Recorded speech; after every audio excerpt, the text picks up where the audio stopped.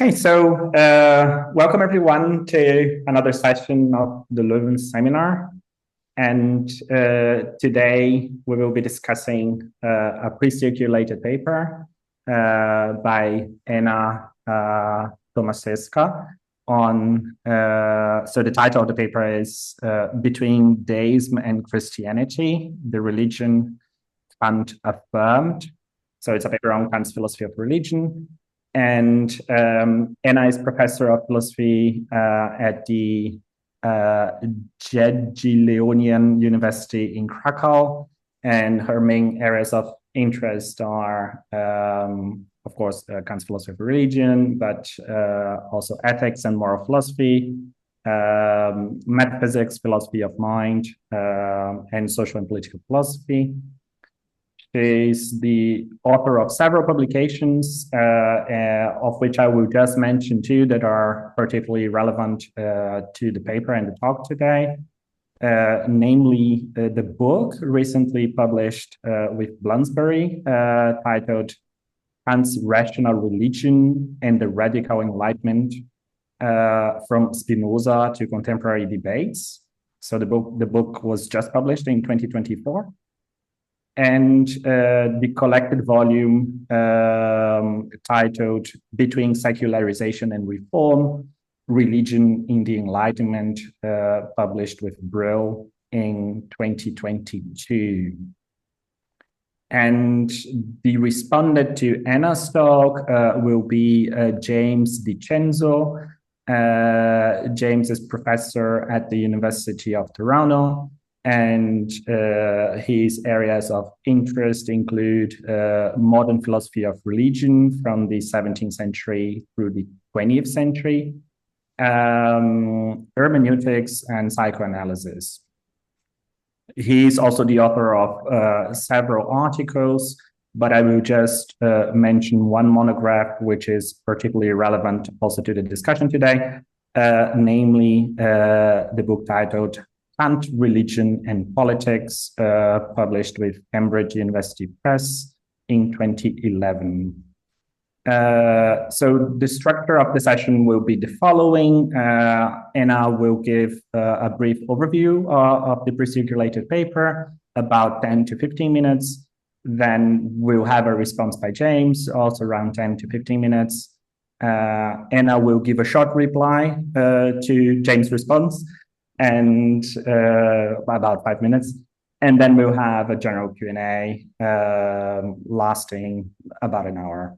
So as usual, I would like to ask you to switch on your videos if possible.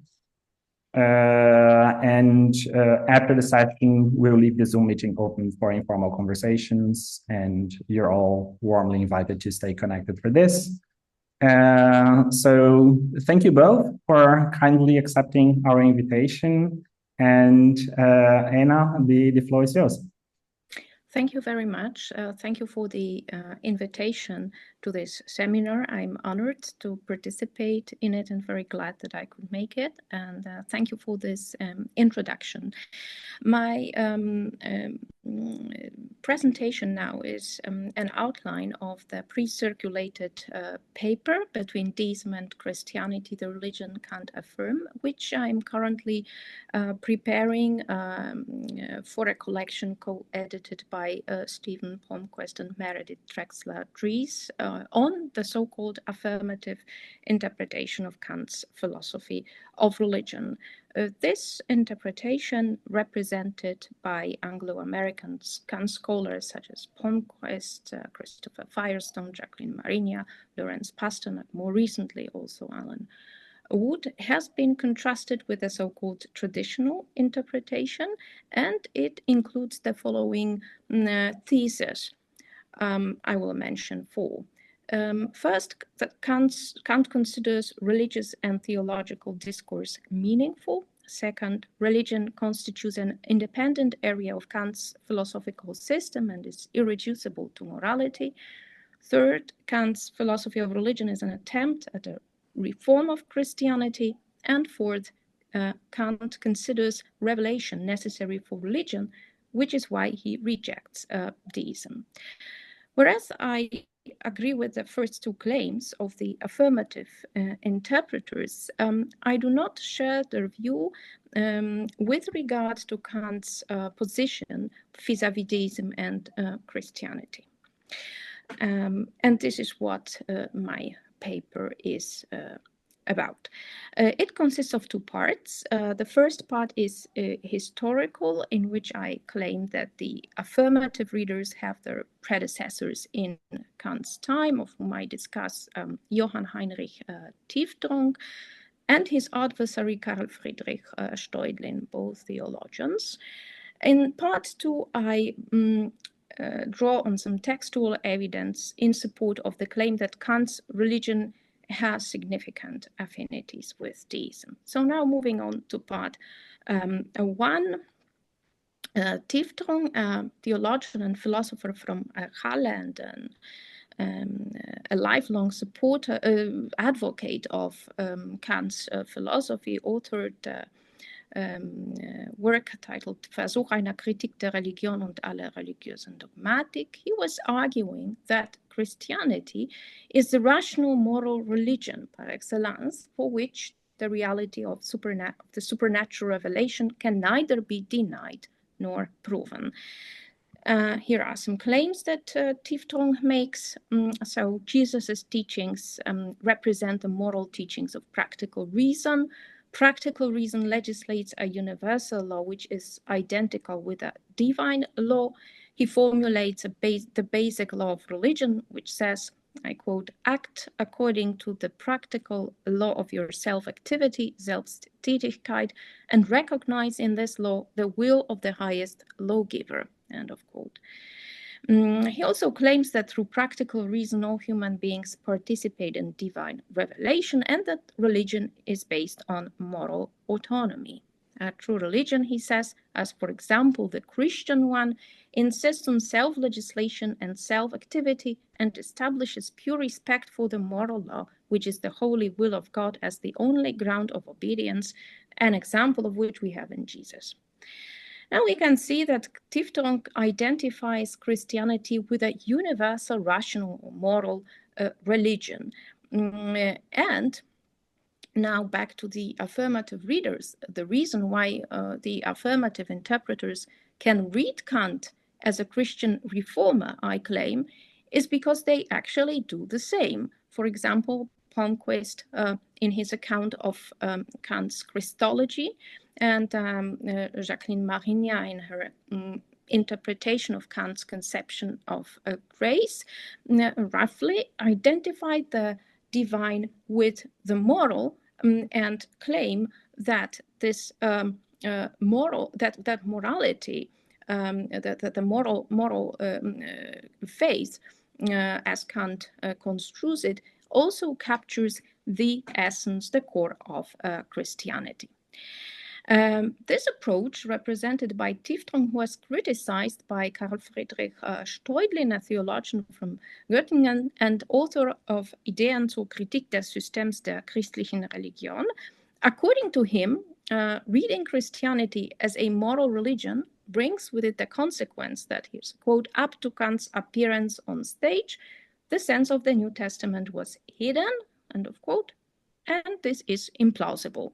The scripture does not mediate philosophical doctrines, says Steudlin, but uses everyday language to propagate Christ's teachings to the people. Therefore, it cannot be evidenced on the basis of the Bible that Christ had the idea of autonomy as self-legislation. There is also no scriptural evidence that autonomy can be equated with theonomy. The moral law, in the sense of the Gospels, claims Steudlin, is God's law. But whether it is at the same time to be regarded as man's law, this cannot be asserted, end of quote. So, according to Steudlin, Kant's followers, such as Tiefdronck, impose their philosophical doctrines on Christian revelation, and in this way only are they able to assimilate that, to say that, well, the Kant's religion and Christianity go hand in hand. For Steudlin, though, Kant's religion stands neither in harmony with nor in opposition to Christianity. Now, in my view, if we decline to equate Christianity with a universal moral religion, we will be able to recognize in Kant's philosophy a strong deistic tendency. So now I move on to the second part of my paper on Kant's relation to deism and Christianity. Well, but first of all, how do I understand deism in this paper? This notion has many definitions and accounts. According to Kant, he spells out this understanding in the first critique and in lectures on the philosophical doctrine of religion. Deism is transcendental theology, that is, belief in God as the cause of the world, which does not have to be an intelligent agent. If the cause is an intelligent agent, he calls this view theism. This is a non-standard and not a very widespread understanding of deism, so I skip it in my paper. I do not draw on this specifically Kantian definition, which he expounds in his theoretical writings. A more standard definition can be found in a dictionary of the English language by Samuel Johnson of 1755. He defines deism as, quote, the opinion of those who acknowledge one God but deny revealed religion. And Kant, I think, refers to this definition in his account of what he calls naturalism in part 4 of the religion within the boundaries of mere reason, which he characterizes as the denial of, I quote, the reality of any supernatural divine revelation, end of quote. I also consider it helpful to think of deism or natural religion in terms that has been in a way that has been suggested by Peter Byrne in his book Natural Religion and the Nature of Religion, the Legacy of Deism. So according to one of the ways of defining deism or natural religion, this is a position that gives a human origin to all thought about the divine, as Byrne writes. Now, what makes Kant's philosophy of religion closer to deism than Christianity, at least as traditionally construed, and why? So let me mention a few points that I make with regard to this question in part 2 of my paper. First of all, identifying autonomy or self-legislation of the moral law with theonomy, divine legislation. Textual evidence for this we can find in, for instance, the Opus Posthumum, where Kant identifies God and practical reason and formulates an argument that says that the very awareness of the moral law in us is a direct proof for the existence of God. In the religion, he talks about non-empirical, that is rational, revelation, quote, permanently taking place within all human beings, end of quote. So this rational revelation is the idea of God in our reason, or the moral law accompanied by the idea of God as commanded by God, which is how Kant understands religion. This idea is deistic because it supports the conclusion that historical revelation is not necessary for religion. We have religion in our reason already. Another deistic feature that I mention in the paper is the reduction, though not elimination, of the supernatural to the natural. Relevant passage can be found in the Conflict of the Faculties, where Kant provides a description or definition of Christianity as a natural religion which includes supernatural revelation, which is relevant for religion, but as long as it remains a means of propagating and reinforcing morality. This idea is deistic because propagating and reinforcing morality is a natural end to which all human beings have a duty to strive as moral agents. For Kant, if a revealed doctrine has no moral purport, then he says, also in the Conflict of the Faculties, that it is non-essential for religion. And I think we can make a separate argument that he would subscribe to the claim that endorsing it can be even more harmful than useful for religion, resulting in what he calls in his Religionsschrift counterfeit service. I also formulate what I call an argument from human nature.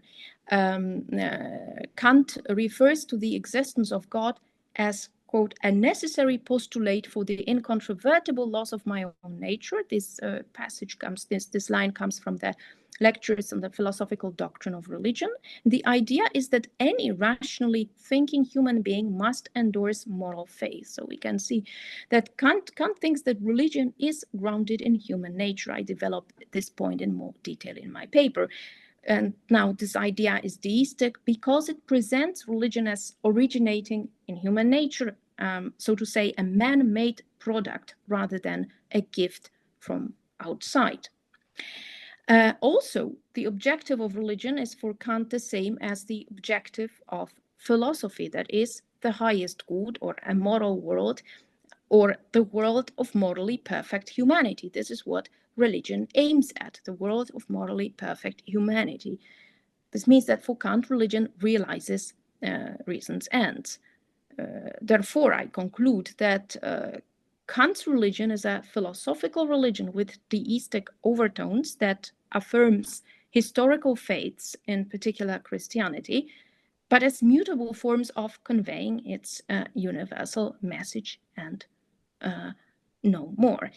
Now, on a final note, you may be wondering why this discussion is at all important for Kant scholarship. I think that we could try to chart possible answers to the question what Kant actually does in his philosophy of religion. And I have been thinking of three answers to this question.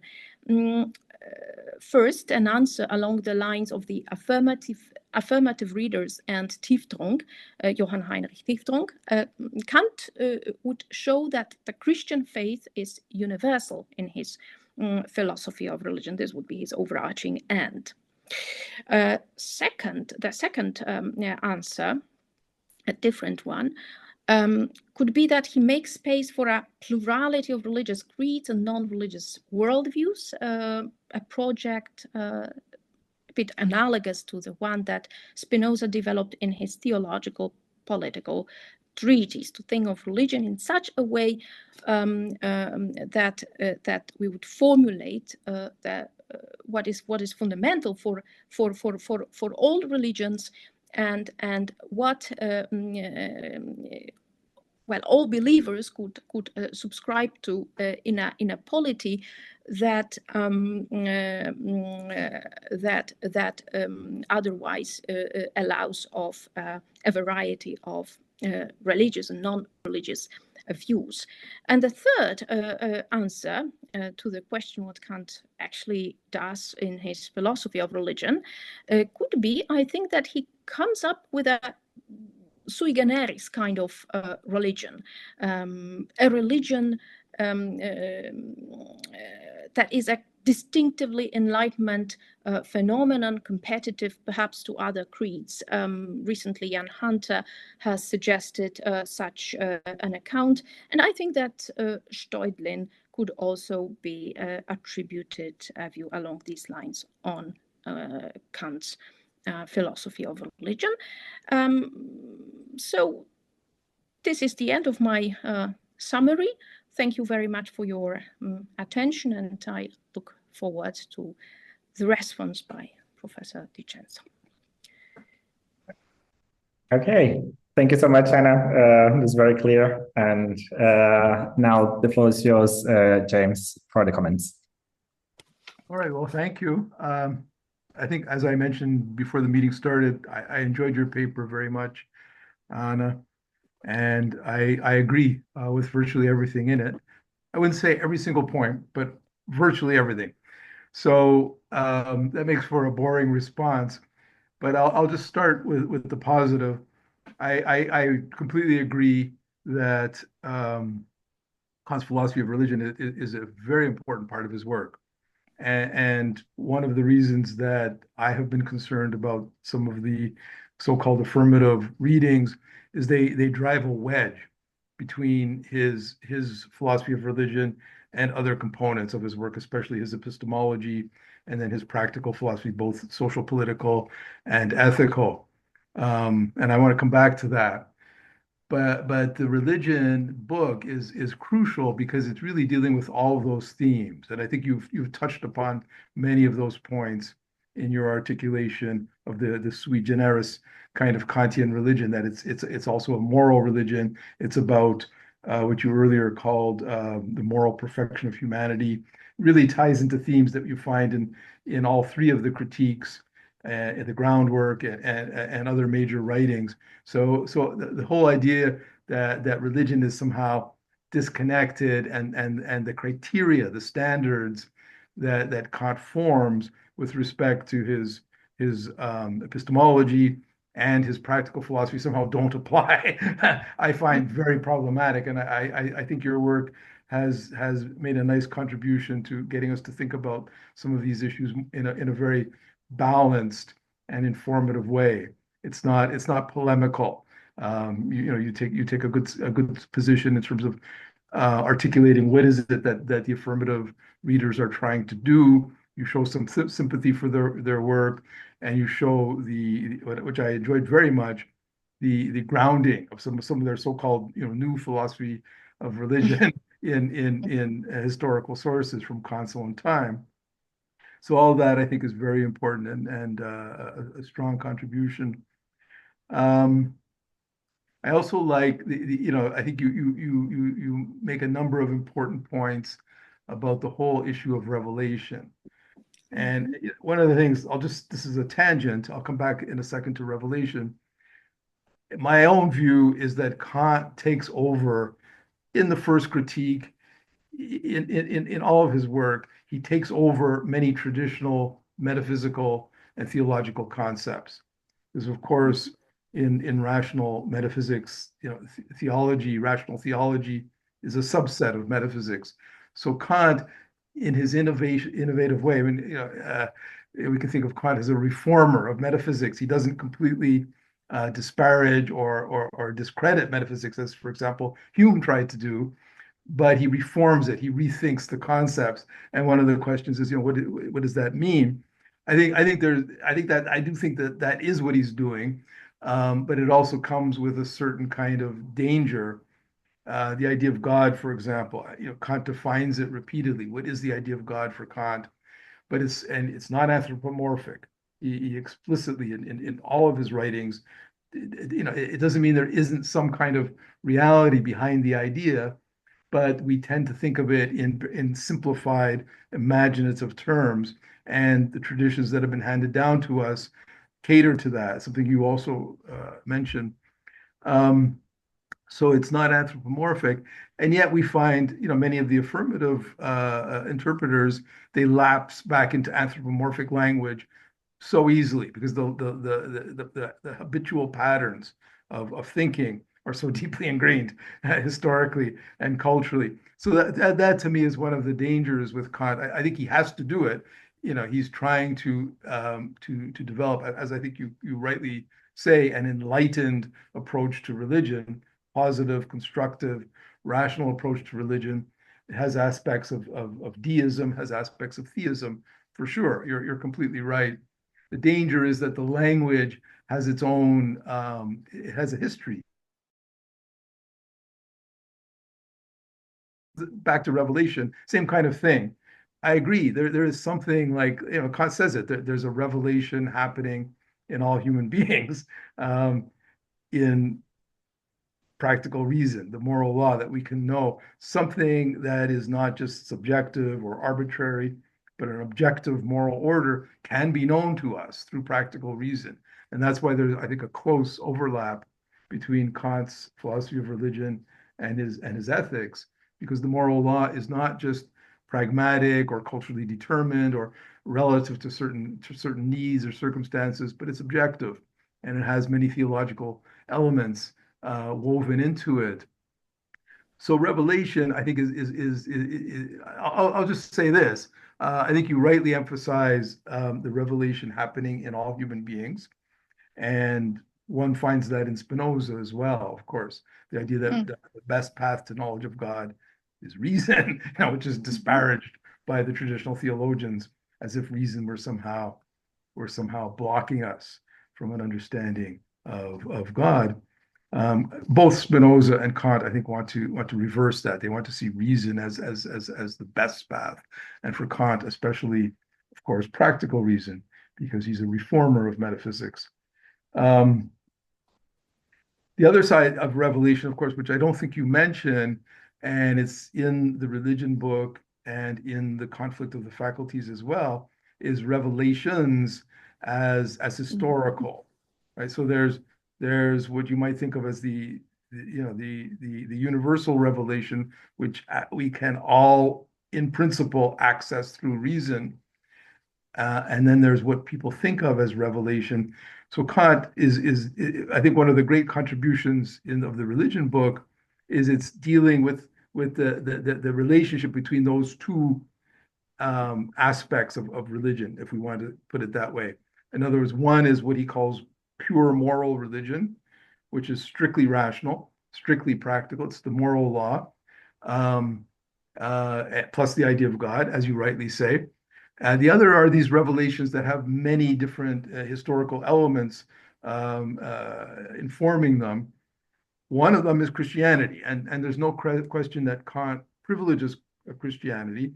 He thinks that Christianity is the closest in terms of the ethical teachings. Christianity as a natural religion, as he calls it. The ethical teachings are the closest to the moral law, in his view. But he quite explicitly says, and there are many passages that revelation is a multiple concept, historical revelation. I mean, there's passages that I cite in my own work from the Gesamtausgabe, volume 6, 109, 111, where he refers to Judaism, Islam, indigenous traditions, and he's calling them all revelations. And he compares Christianity, to Siberian shamans and so on. That the external forms of the revelation are not the important thing. It's whether or not they can convey the ethical principles, which I think is also for him moral religion. So am I go ahead, yes? Am I over? Okay, I'll continue. So my one question is about the two sides. I think Kant is a more critical in relationship to the historical revelations, certainly than the affirmative people allow. And maybe you're a little too charitable in that respect, that the historical revelations can be, including Christianity, and all forms of Christianity, they can be very important vehicles for conveying moral law to a wider population, but they also carry these historically determined elements, and also Kant talks about priestcraft or superstition, or you mentioned yourself counterfeit service. So that it's remarkable how those highly critical elements, which clearly address Christianity in all its forms as much as any other tradition, are downplayed by many of the affirmative authors. So I don't know how much more time I should take. The one other thing I'll say then is the one place where I'm not sure if I agree with you. I like very much the way you lay out the four main points at the beginning of your talk and in your paper, where you agree and disagree with the affirmative school. And on page 3 of your paper, I'll just read a bit. You say, I do share the affirmative reader's view that Kant regards religion as an independent area of his philosophical system. And you cite the letters, the briefs, so volume 11, 429, and the Yasha Logic 924, or you give those references, and then you say it's irreducible to both practical and theoretical domains. And you say one of the reasons for its independence is that it offers a teleological outlook on morality. So that's the one place where I would push back a little bit. It also seems like you're being a bit charitable to the affirmative school, because they often use this independence of Kant's philosophy of religion as a way, as I said earlier, to disconnect it from the critical criteria of the critical philosophy, and they all of them. You mentioned Marina and Palmquist. There are many others where suddenly Kant is making proclamations about God's grace, or revelation is a kind of a higher truth. Marina says that in one of her recent the response to Alan Wood, for example, in a few years ago, Alan Wood's 2020 book.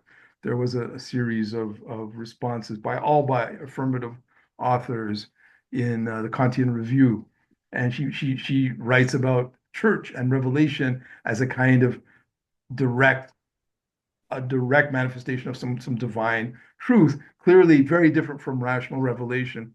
So I'm a little concerned about this independence, that it can be used as a way to dislodge the philosophy of religion from the criteria that Kant sets up epistemologically. Can we really know about divine grace? I don't think he makes any positive claims about divine grace. I think he assesses the doctrine. Certainly he does not invoke divine grace, in my opinion. He does not invoke any kind of supra-rational higher truth through church authority or revelation or scriptural literalism. And one sees those trends in the affirmative school, and they seem to create this kind of incoherence in the Kantian philosophy, in my view. And the other thing I'll just mention quickly, and I will stop, is I looked at those citations, the logic and the letters. Neither of them, in my reading, support the view that the philosophy of religion is independent. I could say more about that, but if you look at those passages carefully, one is a letter to Staudlin, and Kant. Let me see. I have a note on this. He talks about hope and the union of Christianity with the purest practical reason, which indicates that Christianity is not the same as the religion of reason, but it could be unified through an interpretive method. So I'm a little concerned about that, but otherwise I enjoyed your paper a lot. I got a lot out of it, and thank you very much. Okay, thank you so much, Jim. That was very rich. And Anna, now the floor is yours. Yeah. Yes, thank you. Thank you very much for an excellent response. I cannot add much, I think, to it, but well, I also agree with a lot of what you said. So the discussion is not going to be very heated here, and the debate is not going to be very, maybe we will see. Let me now address this. I will start from the end. So what you said at the end of your commentary, that I am too charitable to the affirmative readers, and that's because I make this claim about the independence of Kant's religion or philosophy of religion from other areas. Well, as I understand, this independence it simply means that religion cannot be reduced or explained away in terms of theoretical or practical philosophy. It is an independent area, we can say, of Kant's thought, but we have to make a distinction between Kant's rational religion and, as you said during your response, your talk, and religions or faiths, revelations in particular, the historical and the rational. These are not the same things. And whereas Kant is critical of historical religions, or historical faiths throughout his Religionsschrift, he is not so about or not also about the religion of reason. He does have a religion of reason, and this is what I'm claiming cannot be he holds cannot be reduced or explained away or done away with from his philosophical system. What the affirmative readers do, and I think I don't very much like this feature of their interpretation, this characteristic of their interpretation. I think that they simply fuse Christianity with Kant's rational, or maybe even as much as conflate Christianity with Kant's rational or moral religion. This was done before the affirmative interpreters. This has a long tradition in the Enlightenment, in the early modernity, where when Christianity would actually be redefined. If we as a rational religion, as a moral religion, as a religion of reason, if we read, for example, Matthew Tyndall's Christianity as Old as the Creation, he writes about the Christian Gospels as containing the law of nature, as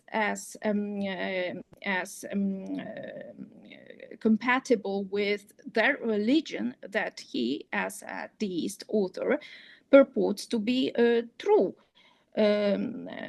So I simply think that there is a conceptual, a little bit of a muddle, confusion node in today's discussions about Kant's religion, and that we can see that this conceptual confusion has its roots and a very long tradition. So this is something that I wanted to emphasize in my paper as well.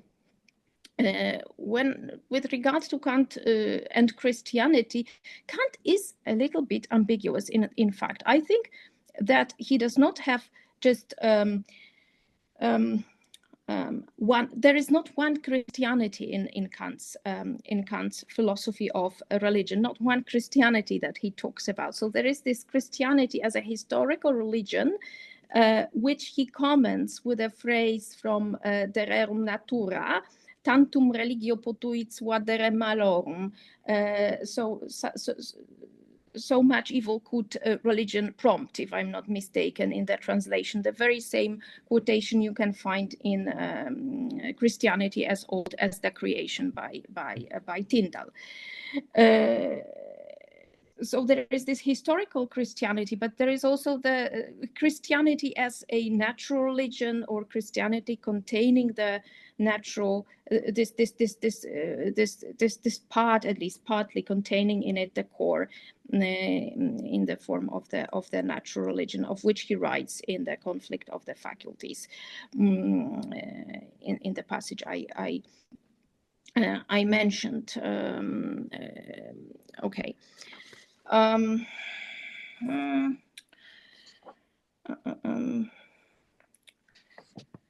What else? And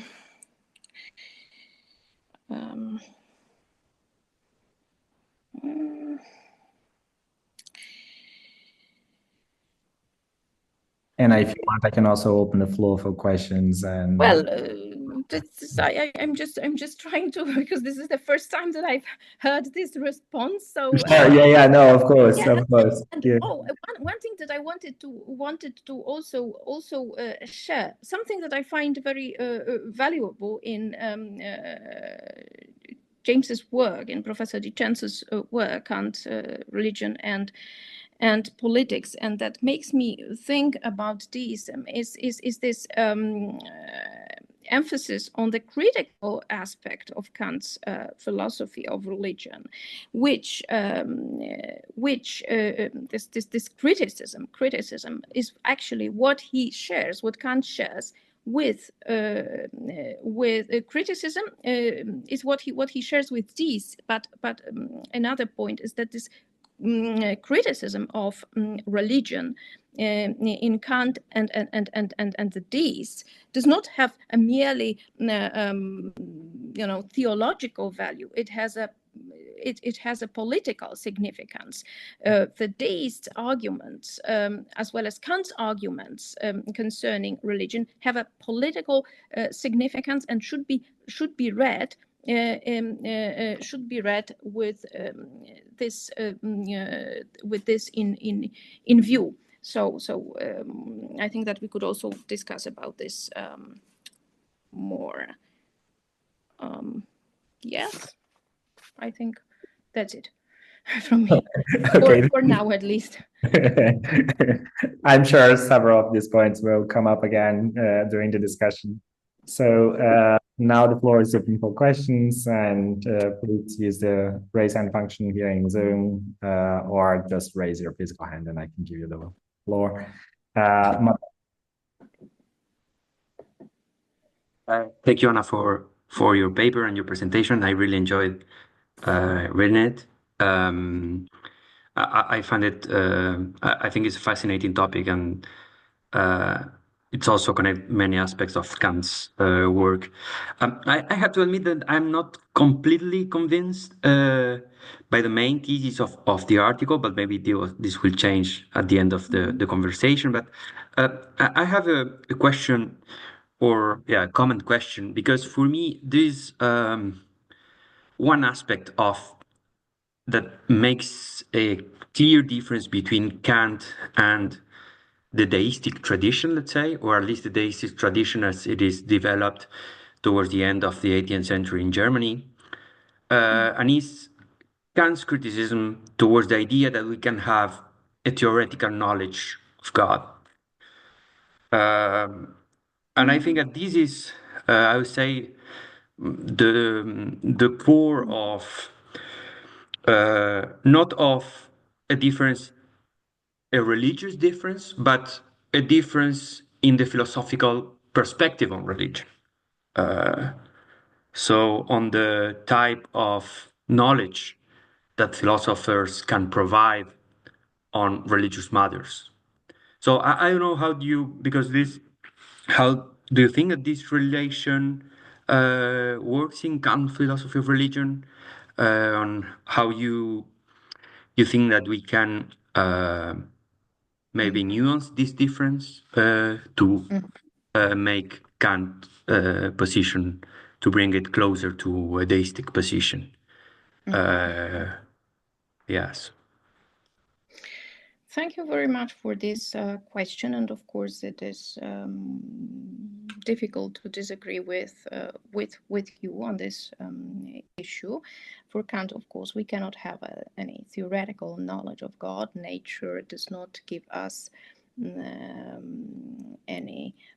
does not make it possible reflection on nature does not make it possible for us to formulate conclusions about the existence of God and so on. These are all these cosmological and physical theological arguments that he criticizes, all the rational theology that he undermines in the first critique.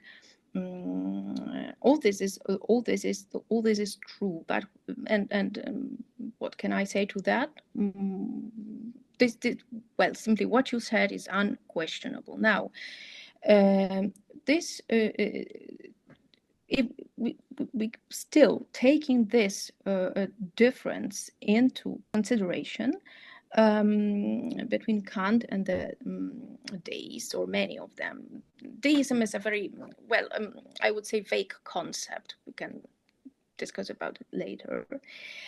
Taking this point into consideration, can still claim that Kant shares a lot of essential features with deism, if by deism we understand this critical notion of revelation. So a deist is one who accepts one God but denies revealed religion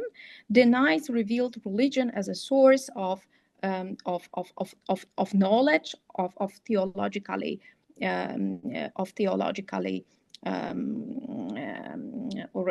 theologically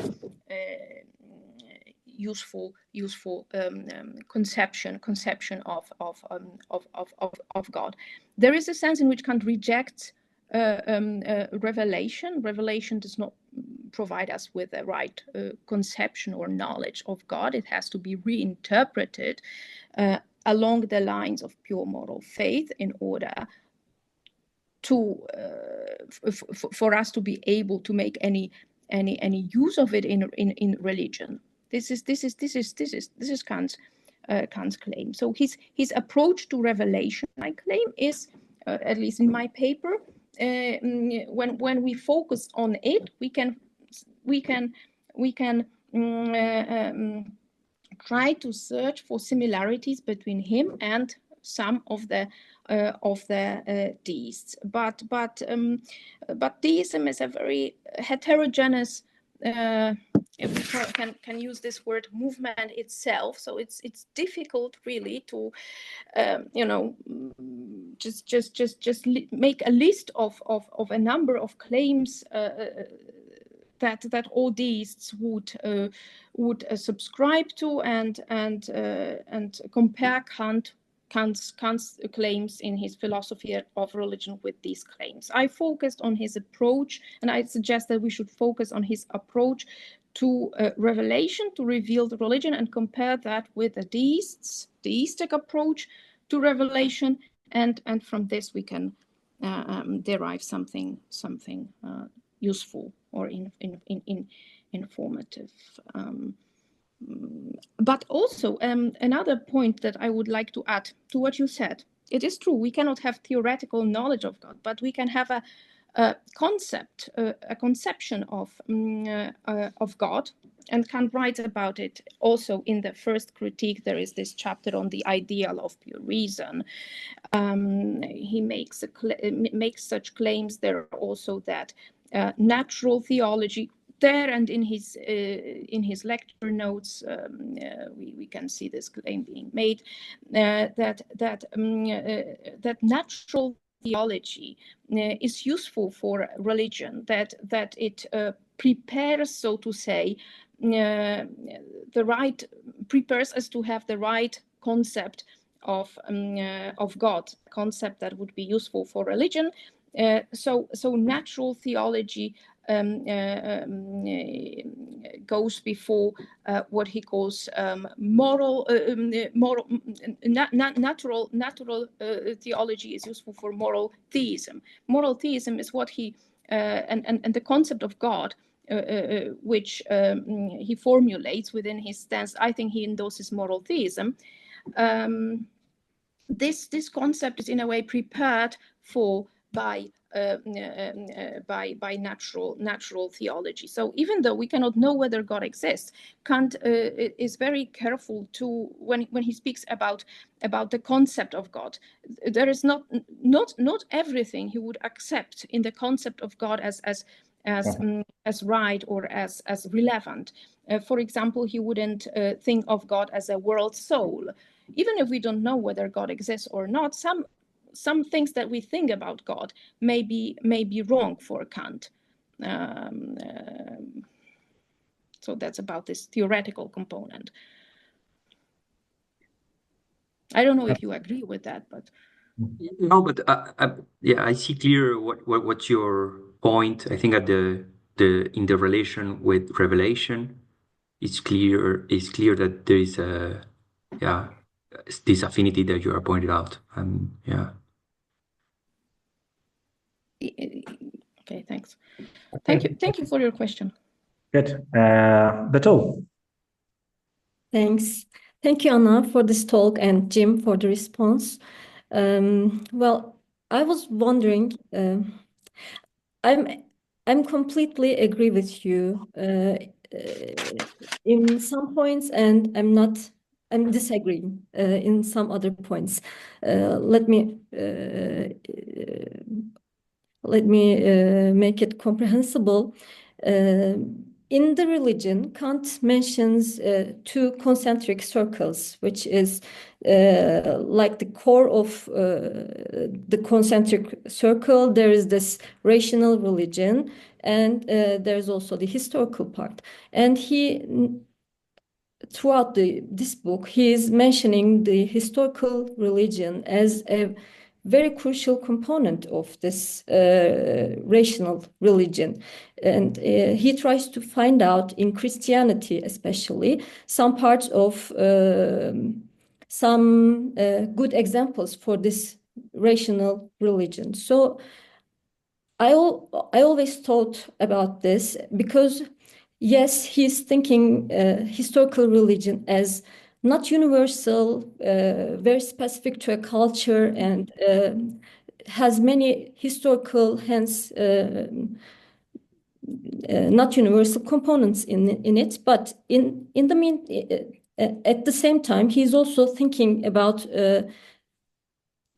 historical revelations as a very crucial part of moral religion, which is also connected to human nature. So we can maybe compare this to his moral philosophy. In the groundwork, he is showing us that categorical imperative is the universal law. And in the metaphysics of morals, he is showing us that human nature can use this categorical imperative in the daily basis. So there are many historical, cultural elements in human nature that we should take into account. So I am also thinking the book of religion, in the same way. So I was thinking there is this third possibility that we can deny both affirmative reading and the deism reading. And I am thinking that Kant is a religious pluralist. That being said, I am saying that in every religion, in every historical religion, there is those components that can be very helpful and crucial for the moral religion, so that we cannot deny religions and in general the revelation, which is historical, and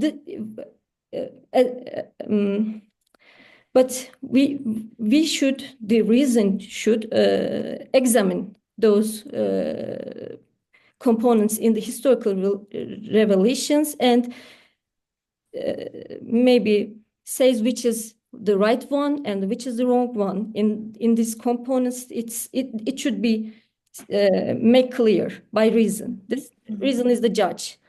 So I was thinking that John Hick, the famous philosophical advocate of this view, also very much from Kant's thinking, but he never mentioned religion.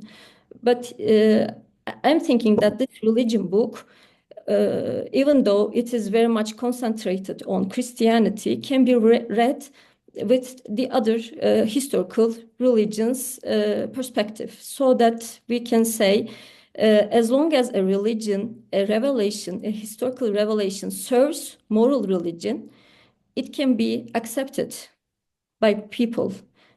And this is why I am thinking that this is a little bit anachronistic, but Kant is a religious pluralist. So I want to know, what do you think about it?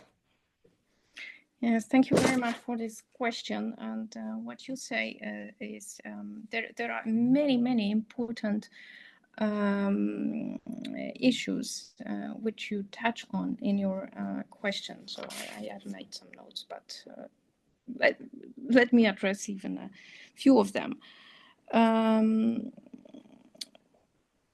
Well, again, one cannot deny that Kant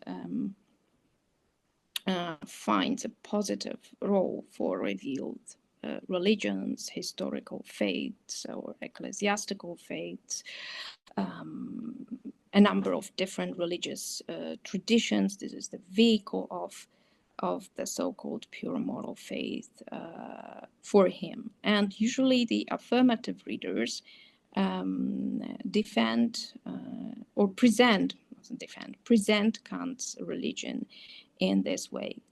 Kant is, and argue, Kant is not a deist because he makes room for these historical faiths or revealed historical revelation, revealed religions. And all this is true, but if we think from a different perspective, let's say from a perspective of a Christian believer, a Lutheran, a Catholic, or a Jewish believer, and if we look at Kant's philosophy from this perspective, so from outside, outside the Kantian way of thinking, we may be able to recognize a different tendency in his philosophy of religion, different from the one that you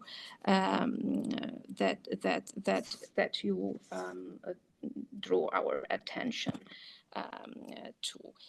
That is that he instrumentalizes the historical in religion, that he instrumentalizes this historical revelation and makes it into something peripheral or marginal.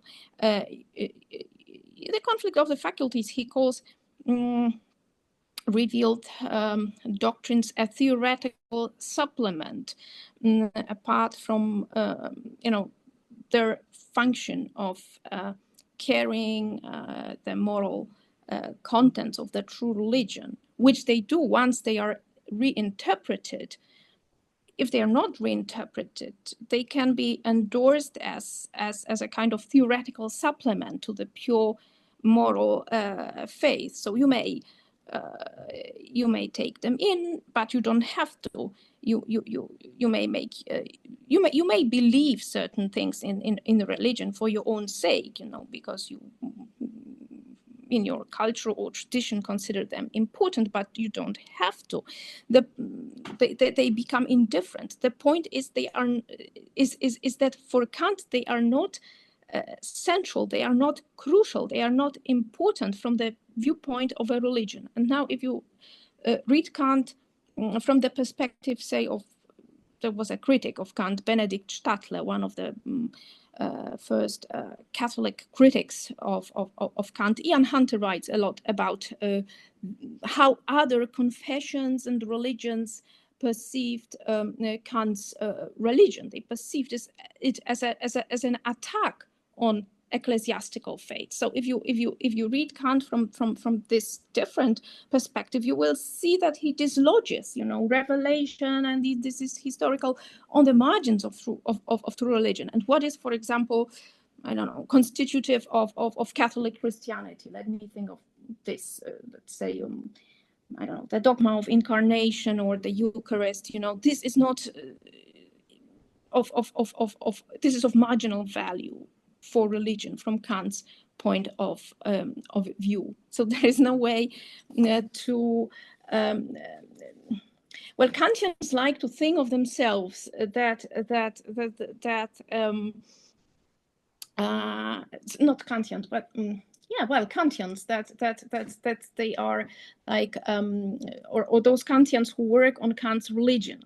Okay, they like to think of themselves as creating this or thinking of religion in a way that creates space for a plurality of different worldviews and so on. But from the viewpoint of religious persons, Kantians actually can seem to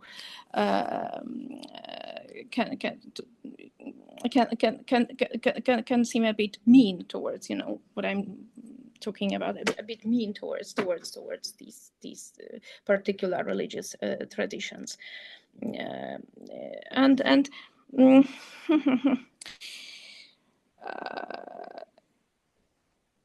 what else? Well, of course, one of the examples of Kant's rather mean approach towards a revealed religion is his conception of Judaism. What he writes in part 3 of the religion does not sound very respectful even towards this faith. He denies the name of religion to it. He says it's a completely political system, and passages can be found in which he would suggest that the whole Jewish faith is immoral. So it is even. It's not just indifferent from the viewpoint of Kant's rational religion, but it's hostile to the rational religion itself. So that's about how how pluralistic Kant in fact can be. I mean, I don't know if you agree, but just a follow-up. I agree with you in terms of Kant's hostility towards other religions, and Islam is also not as much as Judaism, but also he wrote on Islam in a slightly hostile way, we can say this, but much of his consideration on Islam, I can say, comes from ignorance, I guess. And one other thing, you mentioned about Catholics, how Catholics saw Kant's views as an attack for their faith. Yes. But I was thinking about philosophical theologians in Islamic tradition. We call it Kalam, and one of the most popular one is Ghazali. Maybe you all know him. In this tradition, people argued about even what if people didn't receive any revelation from God, a prophetic revelation, let's say, how much of the religion they would know. Some of them told that they didn't, they shouldn't know anything about it. So they may believe in multiple gods, or they could be atheists, and so forth and so on.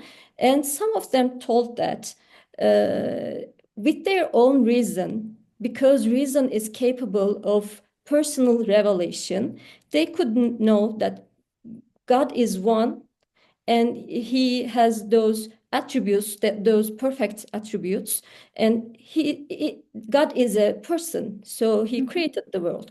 But of course they couldn't know how to show respect to and the rituals and everything in historical revelation puts in it.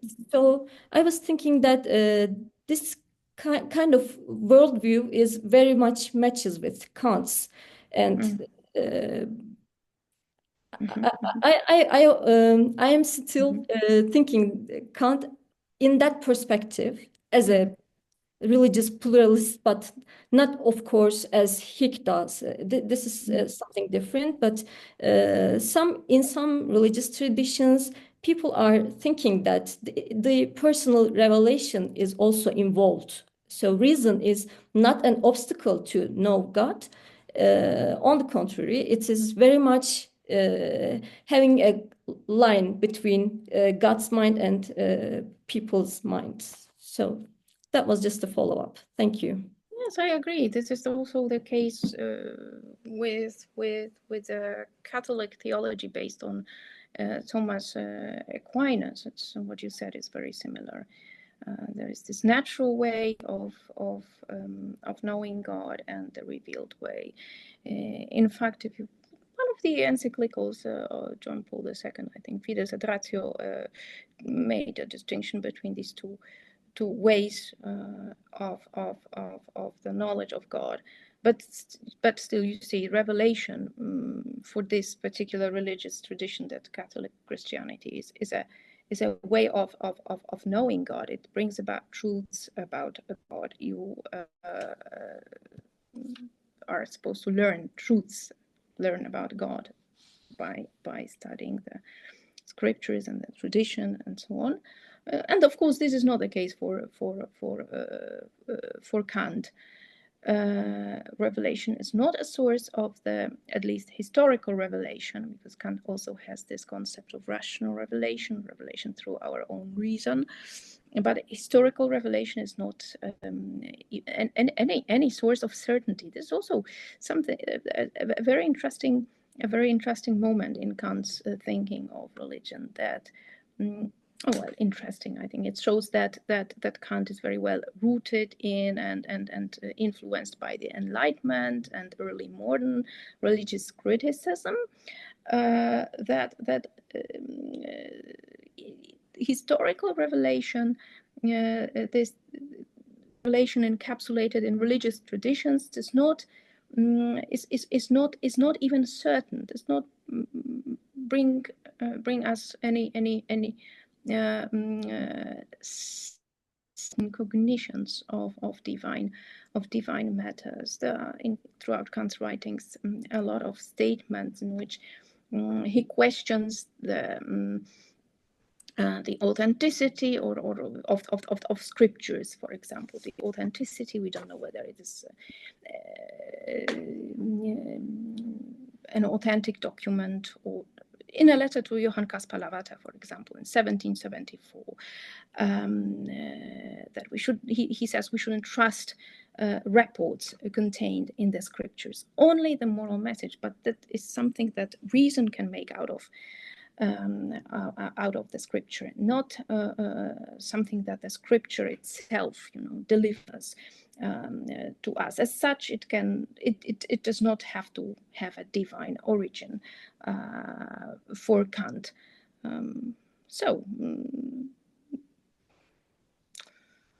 Yeah. Okay, good. Tinka. Yes, thank you, Anna. That was a very interesting article. I've learned a lot. I have three question or remarks. So the first regards Paulsen, right? You mentioned his Kant als Philosoph der Protestantismus, and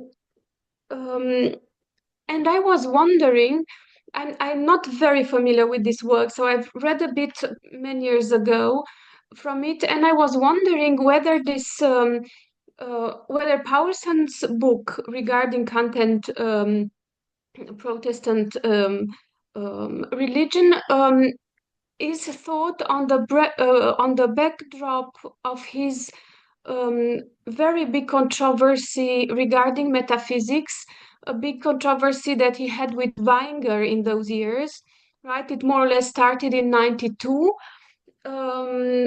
but it became more violent with Paulsen's Kant book in 98 and went on for a few years, let's say. And Paulsen there wants to argue that metaphysics is very important for Kant, that it regards that Kant really was a metaphysician, right?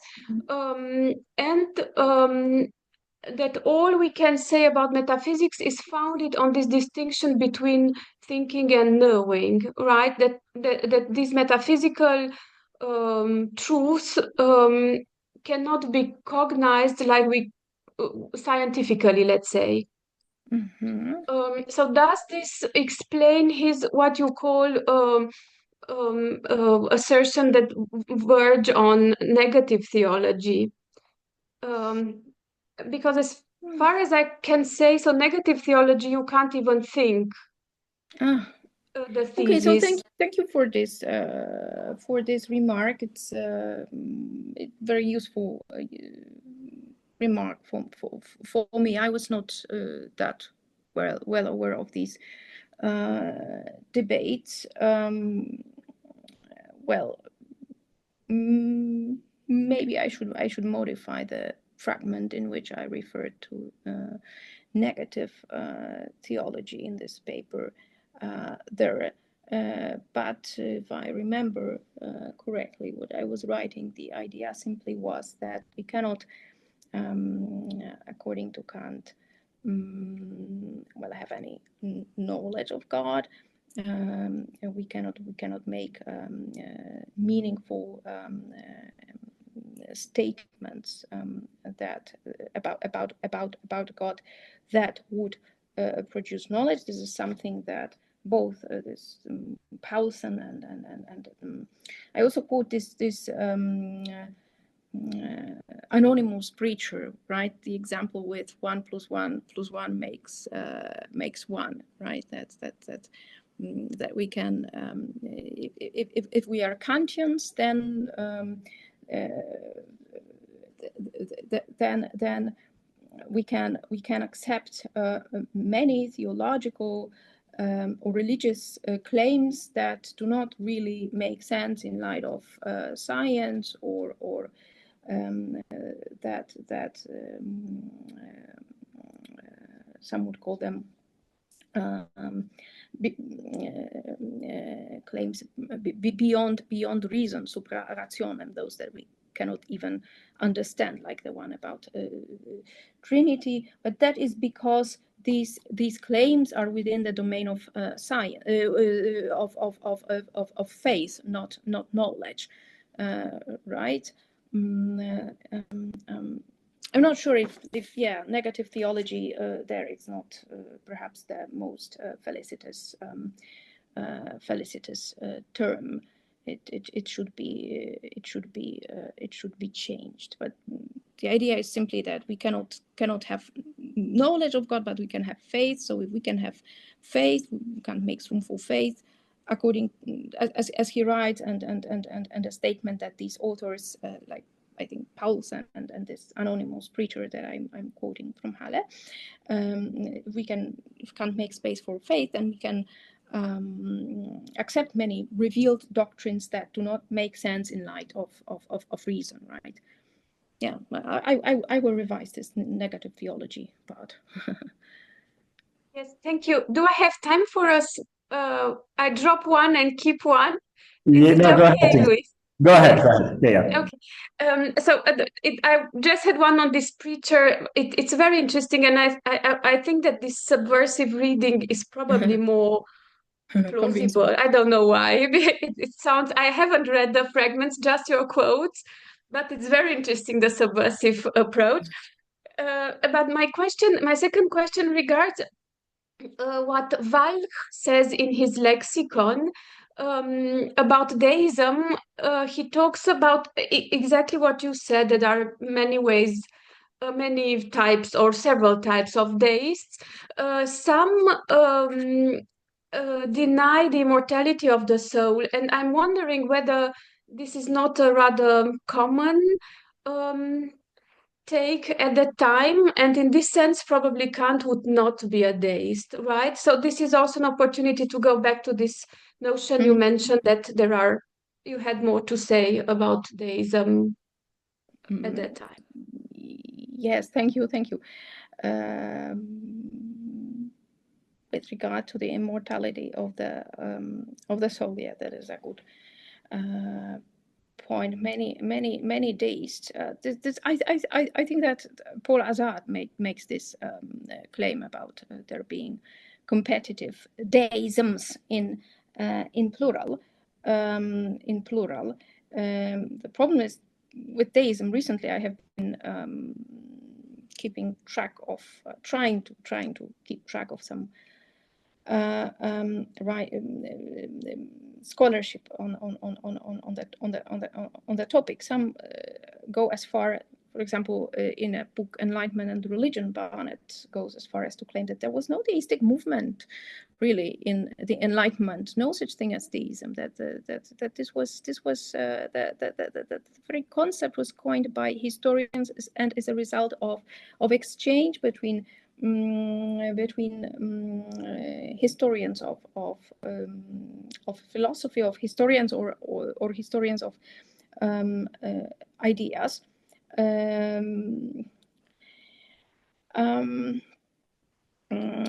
Then there is also recently some research concerning deism and religious practice. In a Hatrop journal, there was an article, I think the name of the author is Valigor, Joseph Valigor, and he argues that, he presents evidence, statistics and figures, numbers, that there were deists who were acknowledging the practice of prayer. There were deist prayers, prayer books. In my edited book, Between Secularization and Reform, there is an article on deist cults. Why I mention this is because as I said, deism, the concept itself is quite problematic, and there are many views on deism. You tend to think that, well, deism is a rejection of the ritual part of religion, of ceremonies, or the rejection of church, and there comes research that shows, well, there were deists who actually established a cult, the cult of reason, actually. Voltaire and the cult of reason during the French Revolution is an example I'm thinking of.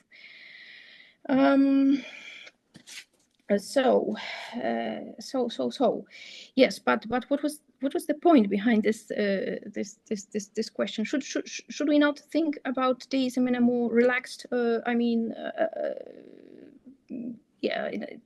Should we not think of this concept as a rather broad concept than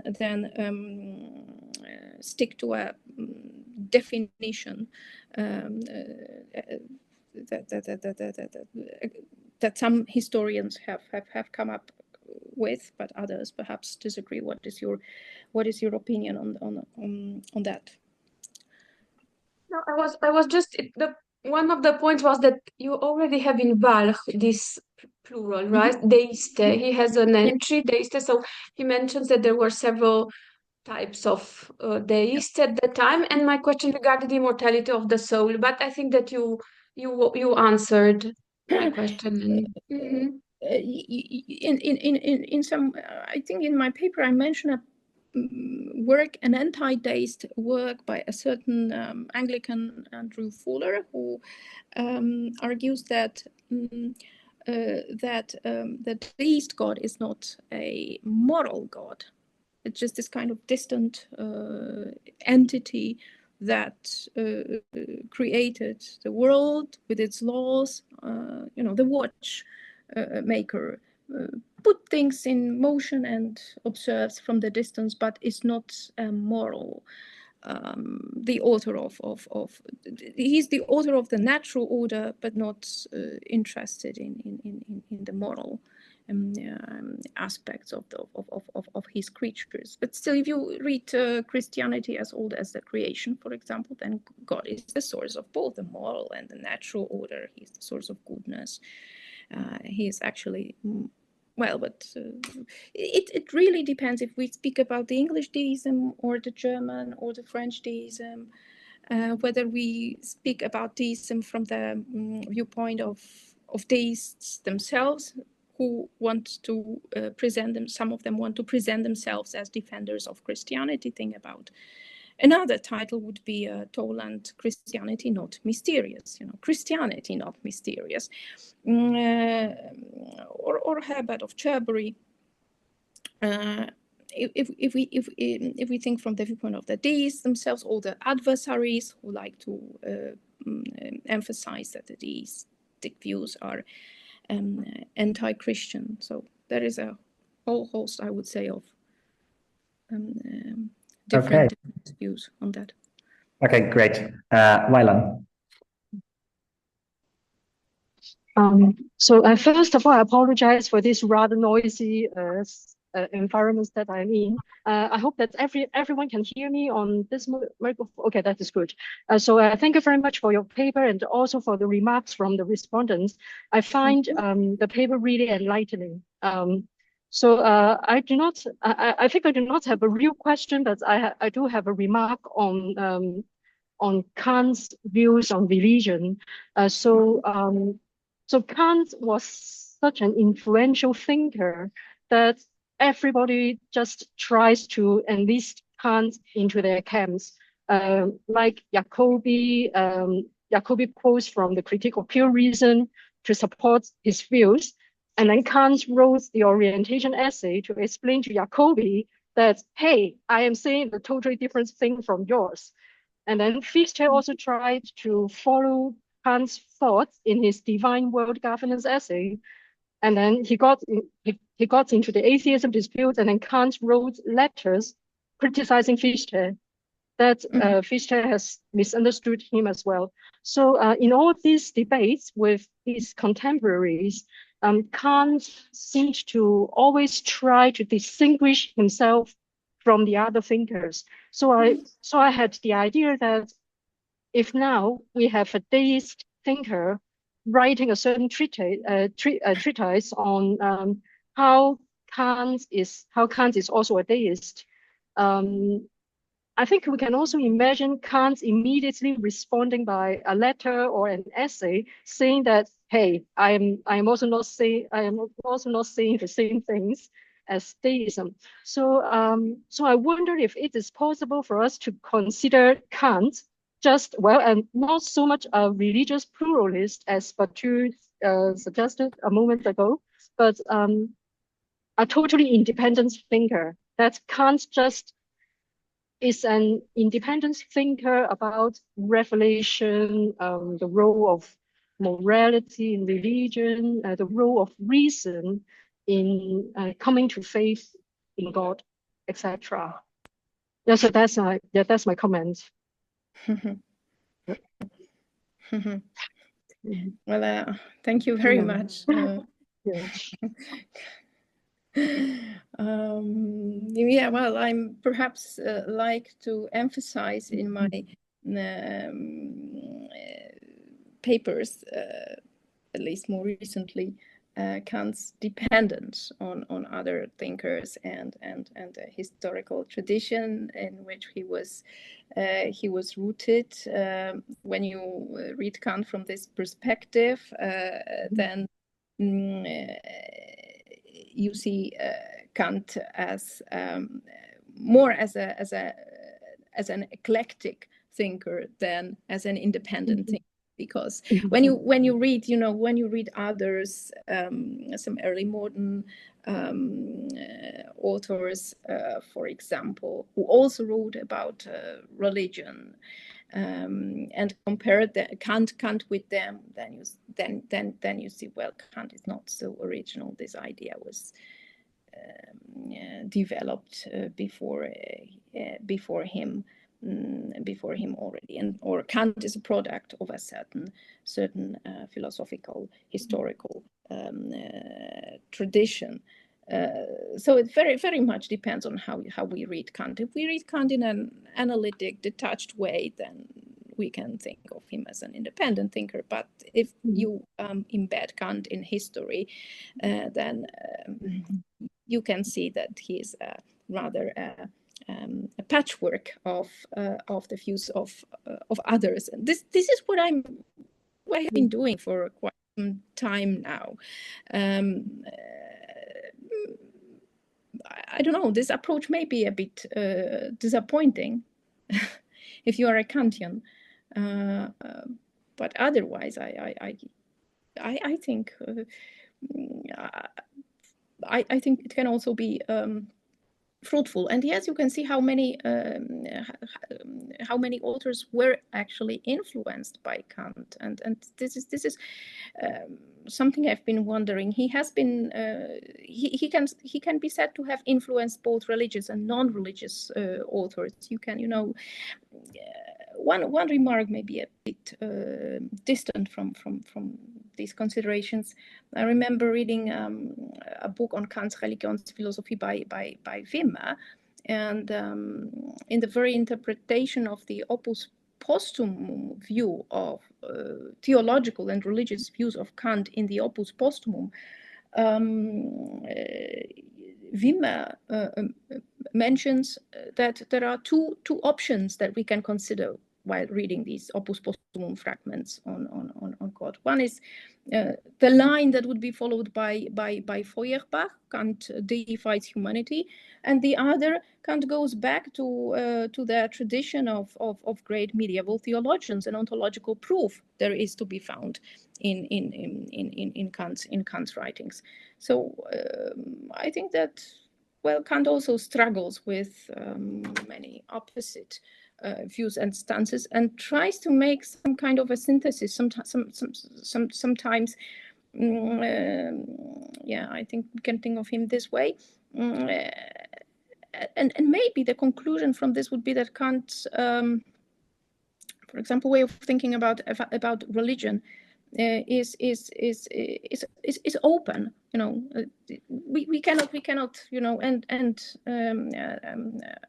a discussion on Kant on any topic in Kant with an established position. And I'm not, I wanted to also emphasize that I'm not arguing Kant is a deist. My paper is titled Between Deism and Christianity. I think there are more deistic features in Kant than Christian, specifically Christian. But if you want to, understand Christianity as a moral faith, as a rational faith, as the religion of reason, then you will see a Christian thinker in Kant, but he moves between extremes, and that is another characteristic of Kant's position. Nice. Karin. Yes, Anna, thanks for the paper, and thanks everyone for your contributions so far. So I think that much of the discussion is about the tension evidently between the rationalist elements of Kant's views on religion, and on the other hand his appreciation of the role of historical revelations. And I was wondering if we need to take a decision as to Kant's own view on the matter. Yeah, so I think this goes back also to Butyl's views on or suggestion concerning religious pluralism. And as we know from the Critique of Pure Reason, Kant wants to reject the idea that theoretical knowledge has a single origin. Yes, and I was struck by a passage on page 15, I think, where you say, well, for Kant, evidently, the origin of true religion is reason. Yes, I'm not going to deny this, but couldn't we think of a certain analogy between Kant's view of cognition in the first critique, according to which cognition always has two sources. Yes, one in sensibility and one in the understanding. And on the other hand, his views on religion, where a religion cannot just be a matter of historical revelation, but can also not be just a matter of reason, and in such a way that the two stems, as it were, need to come together. And so, of course, it's just an analogy, yes, but I think that it fits with the more general idea that Kant rejects, the idea of a single source, and tries to do justice both to the, let's say, purely rational core of a certain doctrine, and the necessity of a kind of sensible representation of that core. Yeah, so even if Kant notes that the true origin or the origin of true religion is reason, I think that for him it's really important that there is that religion cannot actualize itself unless it manifests itself historically. And so I see some parallel with with his attempt to develop a balanced account of cognition in the first critique. Thank you very much for this question. This is a question, as I understand. So what do you feel of this? Yes, so could it be... take a stance. While I was listening to you, one passage from the from the religion came to my mind. It is the passage from part 3 of the religion that follows the so-called remarkable antinomy between ecclesiastical faith and pure moral faith. In this passage that I'm thinking of, Kant enthusiastically writes about a vision in which the ecclesiastical faith, so the historical, the empirical in religion comes to an end, so to say. He writes about, there is this embryo metaphor. When the embryo develops into a human being, the integuments are not, that protected the embryo are no longer needed. And then similarly with religion, the leading strings of the holy tradition will finally disappear once humanity reaches what he calls enlightenment and what has a moral meaning for him. So once human beings become mature and moral enough, the enlightenment is realized, then these statutory, historical, empirical elements in religion are no longer needed. The question is, what should we think of this perspective as realizable, given the strictures inherent in human nature as Kant construes it? Perhaps not, but that is a nice vision. I think he would like it. He would like the empirical to disappear from religion, the empirical, the historical, etc. He would like it to be done away with. But similarly, the hierarchies between laity and clergy, he writes about it. That's all. This will not be needed anymore. No churches, no institutions. But is this within the reach of humanity? I would say no. Well, Kant may be a bit skeptical about it, given his views on human nature. So he's a qualified rationalist in the end, but still a rationalist to the extent that he employs the historical, etc. All these contingent elements that he regards as contingent in religion. He employs them in the service of his moral faith, or the religion of reason. He's not a kind of Christian. Yes. Yeah. Okay, but so that's helpful. Yes. So the two stems, as it were, are definitely not of equal value for Kant. I think so. They are not of equal value, so there is an analogy. We can say, but in the first critique, the two stems are supposed to bring about, to collaborate for cognition of the empirical world to be possible. There is I think Kant claims that sensibility and understanding have to cooperate to bring about knowledge or cognition of the empirical world, and in religion, I actually think, well, you could argue for Kant thinking that some collaboration is necessary between reason and revelation, understood as historical revelation. When he writes, for example, about the philosophical theologian and the biblical theologian, that the first makes use of scriptures, the second makes use of reason. Yeah, there he underlies collaboration. But I think that he puts more weight on the rational. It's ultimately, it is philosophy that interprets the scriptures, and it is the philosophical theologian that sets out the rules for the interpretation of revelation. Okay, thank you very much. Yeah. Okay. Okay, thank you so much. I think we can wrap it up, and please join me in thanking our speaker and respondent for this fascinating discussion. Thank you for all the questions. Thank you for all the questions. Thank you for chairing the session, and yeah, it has been very extremely valuable for me, that discussion. As I said, I'm still working on the paper, so I will